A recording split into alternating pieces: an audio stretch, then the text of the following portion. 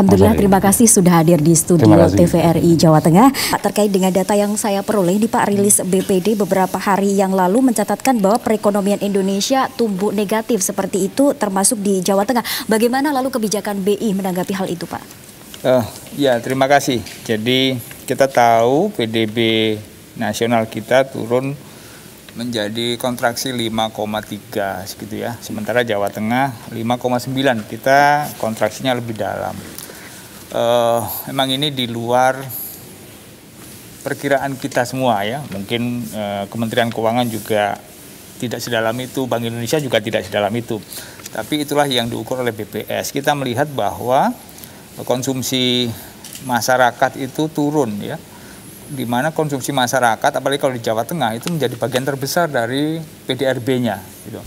Kalau yang terbesar aja turun begitu, diikutin yang lain-lain turun, itu pasti kita akan mengalami penurunan PDB-nya. Nah, apa yang dilakukan Bank Indonesia? Bank Indonesia itu bersama-sama dengan pemerintah, dalam hal ini Kementerian Keuangan yang otoritas fiskal. Nah, kami di otoritas moneter itu sudah melakukan beberapa kebijaksanaan bauran kebijakan, seperti misalkan dari Januari sampai dengan bulan Juli ini Bank Indonesia sudah menurunkan 4 kali suku bunga BI 7 days repo rate ya, 100 basis point. 100 basis point itu 1% lah, itu cukup besar ya, dari 5% menjadi sekarang posisi terakhir RDG rapat Dewan Gubernur terakhir yang bulan Juli 17 Juli kemarin itu menjadi 4%. Ya, jadi suku bunga diturunkan, maksudnya apa? Supaya suku bunga di perbankan juga ikut turun. Nah, menjadi kreditnya atau ekonomi jadi bergulir karena suku bunga menjadi rendah ya. Kemudian juga Bank Indonesia melakukan sterilisasi nilai tukar rupiah. Bagaimana Bank Indonesia menjaga nilai tukar rupiah pada fundamentalnya. Nah, itu juga perlu bagi perekonomian kita gitu ya. Kita bisa merasakan nilai tukar kita terhadap, katakanlah terhadap US dollar misalkan sekarang ya sekitar 14.000 sekian gitu ya. Walaupun pernah kita terdepresiasi cukup dalam, tapi akhirnya kita berhasil untuk sementara sampai ke ini. Walaupun ini menurut kami masih over value gitu ya, masih terlalu kuat. Maksudnya masih bisa, rupiah masih bisa menguat lagi. Kemudian di pasar uang ya, di pasar uang kita juga masuk ke pasar uang menyediakan likuiditas sektor keuangan gitu ya. Bagaimana dengan adanya Undang-Undang Nomor 2 Tahun 2020, Bank Indonesia sebagai bank sentral yang tadinya pada masa normal itu tidak diperkenankan untuk membeli surat utang negara di pasar perdana ya, jadi harus ke pasar sekunder ya, nah, itu harus belinya. Tetapi karena kondisinya itu darurat, jadi berdasarkan Undang-Undang Nomor 2 2020, Bank Indonesia diperkenankan untuk membeli SUN yang diterbitkan oleh Kementerian Keuangan langsung gitu ya. Dan ini juga menjadi burden sharing antara Bank Indonesia dengan Kementerian Keuangan atau pemerintah dalam hal ini untuk mengatasi dampak COVID ini. Juga dilakukan pelonggaran-pelonggaran makroprudensial, loan to value ratio ke sektor perbankan diturunkan. Tadinya harusnya ada uang muka, misalkan sekarang boleh tidak ada uang muka gitu. Karena kondisinya memang seperti ini. Kemudian di sistem pembayaran kalau kita lihat bagaimana masyarakat di tingkat retail pun juga itu sudah melakukan pembayaran dengan non tunai. Kebetulan momentumnya kita tidak ingin bersinggungan sehingga cara membayarnya juga harus touchless gitu ya, tidak bersentuhan. Nah, ini Bank Indonesia bersama dengan rekan-rekan provider sektor keuangan ya menerbitkan QRIS gitu ya, Quick Response Indonesia Standard. Kita sudah tahu bisa membayar pakai HP dan segala macam gitu ya. Bahkan tidak perlu kita datang ke tokonya, tapi cukup dikirimkan barcode-nya gitu, kita scan di HP kita langsung bisa transfer gitu ya, tanpa harus memasukkan nomor rekening segala macam. Nah, itu beberapa kebijakan-kebijakan yang dilakukan Bank Indonesia untuk mempercepat atau melonggarkan kesulitan masyarakat di masa pandemi. Sudah ada hasil, Pak? Sudah. Ya, kalau yang QRIS itu kan kita perkenalkan 1 Januari 2020. Baik. Ya. Sudah harus Indonesia standar. Jadi baik barcode saya itu biru harus bisa di-scan oleh yang hijau, bisa di-scan oleh yang merah gitu kira-kira gitu ya. Jadi tidak perlu menyiapkan bermacam-macam barcode gitu ya. Cukup 1 barcode bisa dipindai oleh bermacam-macam provider, kira-kira seperti itu. Terkait dengan adanya upaya Bank Indonesia sendiri dalam menjaga stabilitas perekonomian dan juga mendorong pemulihan ekonomi di era COVID-19 ini, Pak, bagaimana dengan prediksi laju inflasi, apakah ada, Pak, untuk ya, di tengah kalau pandemi? berbicara inflasi, kebetulan kita sedang dalam kondisi permintaan masyarakat yang lemah. Ya, jadi konsumsi atau pengeluaran masyarakat ini masih lemah ya, karena mungkin mereka sengaja menurunkan pola konsumsinya gitu ya dalam kondisi sekarang.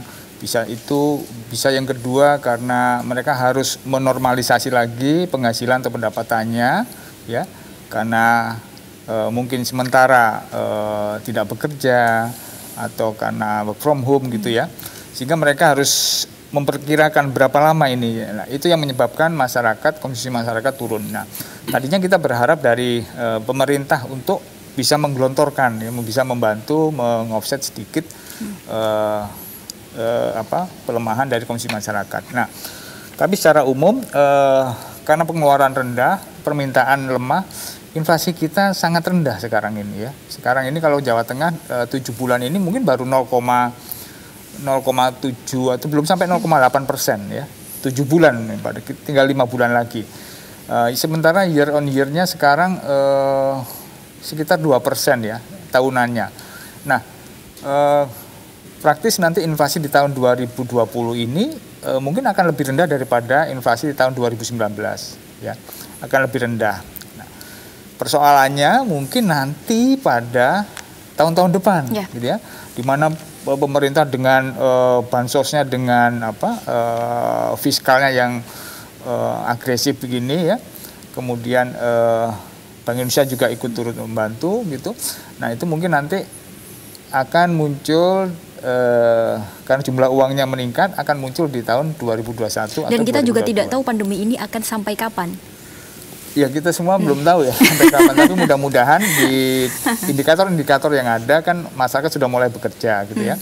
Jadi sekarang bagaimana merawat harap tadi itu, ya pertama pemerintah harus menggelontorkan seperti yang tadi itu, harus mengeluarkan bansos, mengeluarkan konsumsi pemerintah dinaikkan. Kemudian yang kedua, pemerintah daerah bertahap harus membuka industri-industri atau sektor-sektor yang penting gitu ya, supaya masyarakat boleh kembali bekerja. Ya, bertahap bisa bekerja, sebagian bisa bekerja, supaya ekonominya bangkit gitu ya. Ekonomi bangkit, ya, ekspor juga mulai bisa dilakukan karena negara-negara kita rekanan negara kita juga sudah mulai membuka pasarnya sehingga ekspor bisa ini ya. Nah, itu harus diisi. Nah, itu yang harus dilakukan secara hati-hati ya, sehingga lambat laun di triwulan 3 nanti mungkin kita, kalaupun kontraksi mungkin nggak sedalam kontraksi di triwulan 2 kemarin, kemudian triwulan 4 syukur-syukur bisa positif gitu ya, sehingga keseluruhan tahun kalaupun kita masih negatif, ya negatifnya nggak banyak, syukur-syukur bisa 0% lah kira-kira. Kalau dari Bank Indonesia sendiri ada kendala-kendala nggak, Pak?